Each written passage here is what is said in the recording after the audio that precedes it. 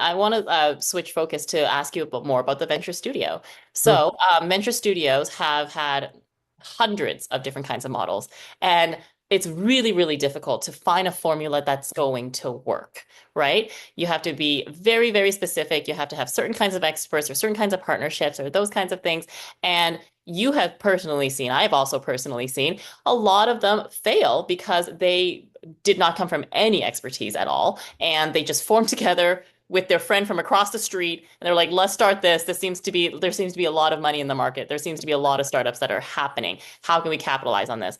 And that is putting more and more of a stain in the whole, thesis of what a venture studio should have been and everything. And so where do you think it's going to evolve to when there are so many models that were tested and failed before because of lack of expertise, because of the model that they put on founders that didn't work for the founders, and so on and so forth.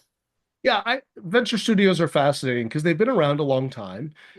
They weren't always called venture studios. They might have been called something else, but the idea of trying to systematically build businesses has been around for a while. So, and now venture studios are kind of having a moment.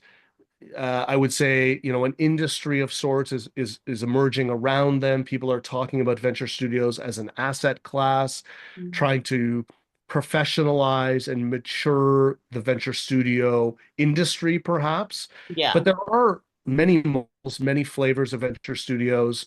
So I think that's part of the challenge in doing that. So it's like anything, people see it, they say, and they're opportunistic about it, and they say, "Oh, this thing seems to be getting a lot of buzz. Geez, I bet we can go do that, and be very successful. So let's jump in, close our eyes, jump into the deep end of the pool, and see what happens." And it turns out venture studios are really hard to Yeah. build.